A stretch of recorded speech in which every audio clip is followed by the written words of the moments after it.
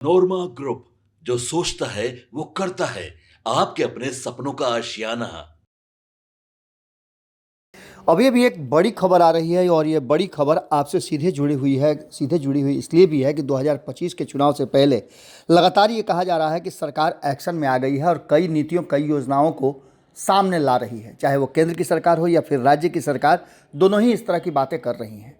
आने वाले चुनाव को लेकर के ये भी कहा जा रहा है कि चुनाव वक्त से पहले हो सकता है, लेकिन इन सब के बीच में नीतीश कुमार को लेकर के अभी भी संशय की स्थिति पैदा हुई क्योंकि नीतीश कुमार ने अब तक अपने मुंह जो है वो नहीं खोले हैं और नीतीश कुमार चुपचाप अपनी बातों को रख भी रहे हैं और बहुत ही कैलकुलेटेड ढंग से वो अपना काम भी कर रहे हैं। इन सब के बीच में आपको बता दें कि अभी अभी जो हमारे पास खबर आ रही है कि नीतीश कुमार ने अचानक से अपने सभी मंत्रियों को बुला लिया है। कैबिनेट की बैठक करेंगे और कैबिनेट की बैठक का समय 12 बजे निर्धारित किया गया है। 12 बजे मुख्य सचिवालय में मंत्रिमंडल कक्ष में आयोजित की जाएगी इस बैठक और कैबिनेट विभाग की ओर से पहले जो लेटर जारी हुआ था उसमें 4 बजे का समय दिया गया था, लेकिन उसमें संशोधन करते हुए ये नया लेटर जारी किया गया जिसमें 12 बजे ही सबको बुला लिया गया है। इसके पीछे का कारण क्या हो सकता है, आप समझ सकते हैं कि लगातार नीतीश कुमार को लेकर के और बिहार में जो एनडीए की सरकार चल रही है उसको लेकर के भी कई तरह की चर्चाएं शुरू हो गई है।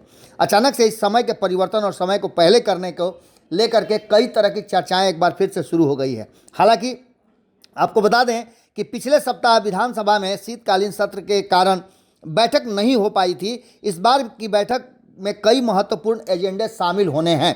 ये बातें तो उस समय भी हुई थी जब 2022 में नीतीश कुमार ने अचानक से कैबिनेट की बैठक बुलाई थी और 2 मिनट के अंदर ही बैठक समाप्त करके वो बाहर निकल गए थे और उन्होंने इस्तीफा दे दिया था। खैर, इस तरह की संभावनाएं कम ही नज़र आ रही है, लेकिन नीतीश कुमार के मूड को लेकर के कभी भी कोई भी बात पक्के तौर पे नहीं कही जा सकती है। आज भी नीतीश कुमार ने कैबिनेट की बैठक बुलाई है और कैबिनेट की बैठक बुलाने के साथ साथ नीतीश कुमार कई एजेंडों पर मुहर लगाएंगे अपने मंत्रिमंडल के साथियों के साथ।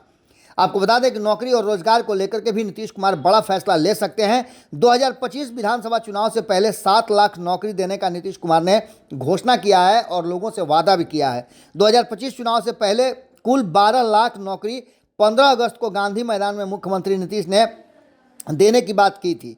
इसमें से 5 लाख नौकरी दे भी दिया है और अब 7 लाख नौकरी बची हुई है। इसमें से 2 लाख नौकरी की प्रक्रिया शुरू हो गई है और शेष 5 लाख नौकरी को लेकर के फैसला लेना है।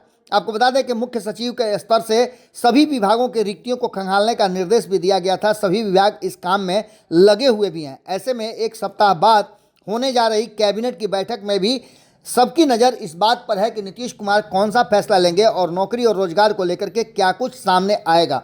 आपको बता दें कि इन सब के बीच में जो चर्चाएं चल रही हैं वो बहुत सारी और कहानियों को जन्म दे रही हैं।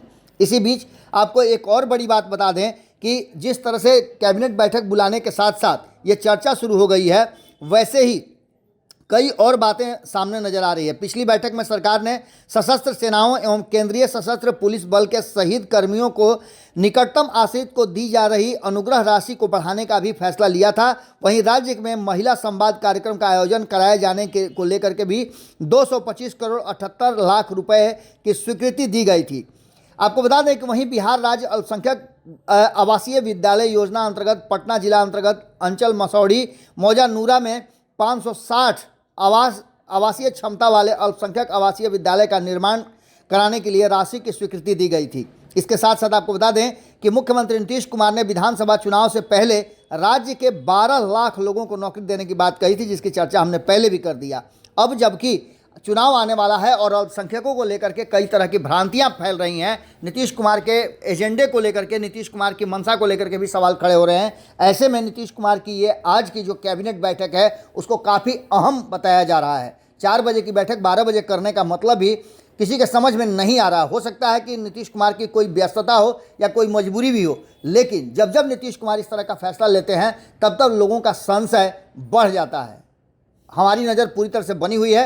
हमारी टीम इस कैबिनेट की बैठक पर नज़र बनाए हुए है। जैसे ही इस पर कोई अपडेट आता है हम आपसे फिर जुड़ते हैं। बहुत बहुत धन्यवाद। होम्स पैनोरामा को हमने बनाया है। ई होम्स मेरा एक सपना था जिस पे मैं पिछले 4 साल से काम कर रहा था।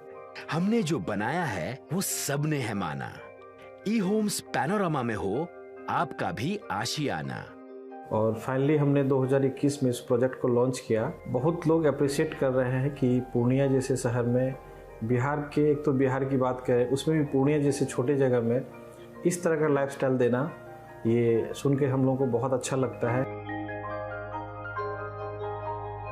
ई होम्स में हमने कुछ और भी किया है, जैसे हम जिस जगह में रह रहे हैं हमारे फैमिली सिक्योर हो, उनको सिक्योरिटी का ध्यान में रखा है।